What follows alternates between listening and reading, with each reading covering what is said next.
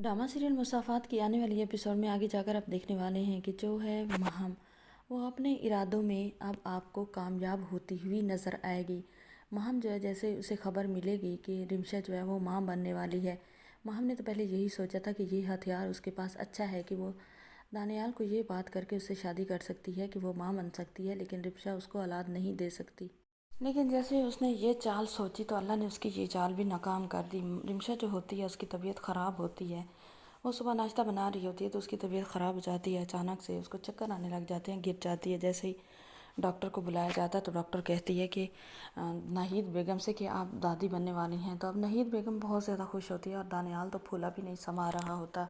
दानियाल तो वो रिमशा जिसको मुंह नहीं लगाता था, लेकिन अब उसकी इतनी ज़्यादा केयर कर रहा होता है, ख्याल रख रहा होता है, उसके साथ टाइम स्पेंड करता है, तो महम को बिल्कुल भी अच्छा नहीं लगता। इधर मिनाहल को ये खबर मिलती है कि उसकी दोनों भाभियाँ प्रेग्नेंट हैं, उसके घर में दो दो भतीजे इकट्ठे आने वाले हैं। तो महम से खुशी से रहा नहीं जाता, वो टोकरी लेकर मिठाई की वहाँ पर पहुँच जाती है। लेकिन दानियाल का वही बुरा और घटिया रवैया उसे एक बार फिर डिसअपॉइंटेड कर देता है, बहुत ज़्यादा हर्ट कर देता है। और महम को तो लग रहा होता है जैसे बिल्कुल भी बच्चे की खुशी ना हो, ना रिमशा के और ना ही अपने। लेकिन रिमशा जो होती है वो तो बहुत ज़्यादा खुश होती है।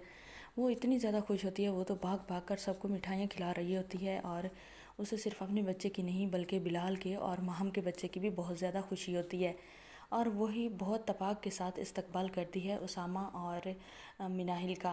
लेकिन दूसरा कोई अच्छे मुंह से सलाम भी नहीं देता। नहीद बेगम भी अपनी बेटी को देखकर वहाँ पर बहुत ज़्यादा खुश हो जाती हैं, लेकिन अपने बेटे का रवैया देखकर अपने बेटे से कहती हैं कि आज तो बहन को माफ़ कर दो, क्योंकि आज तो आपके घर में बहुत बड़ी खुशखबरी अल्लाह ने सुनाई है। तो ये आपकी बहन है, कमज़ोर है, बेटियां कमज़ोर होती हैं, माफ़ कर दोगे तो अल्लाह और तुम्हें बहुत अल्लाह देगा और तुम्हें बहुत सारी खुशियाँ और अल्लाह तुम्हें बहुत नवाजेगा। अब दानियाल को भी ये बात दिल को लगती है, तो दानियाल जो होता है वो मिनाहिल के सर पर हाथ रख देता है और यहाँ से उठकर चला जाता है। लेकिन आगे जाकर देखने वाले हैं कि महम, ये खुशी बिल्कुल भी इसको हज़म नहीं होगी। महम जो है वो रिमशा से कहेगी कि तुमने हर वक्त मेरी खिदमत की है, सबकी खिदमत की है, बल्कि अब मौका है ये खिदमत लौटाने का। अब मैं करूँगी काम और तुम रेस्ट करना।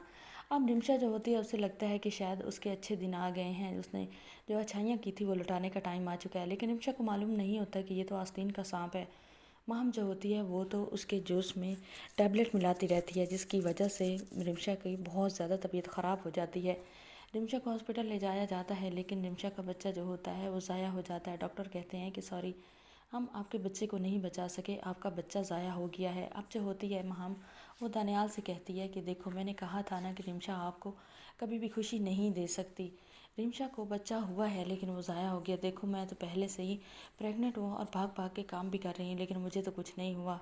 तो यहाँ फिर एक बार दानियाल जो होता है वो सोचने लगता है, क्योंकि उसकी अब विश बढ़ चुकी है, एक बार वो बाप बनने का उसने सुना है, तो अब वो चाहता है कि वो ज़रूर बाप बने। तो आगे जाकर महम और दानियाल दोनों निकाह कर लेंगे।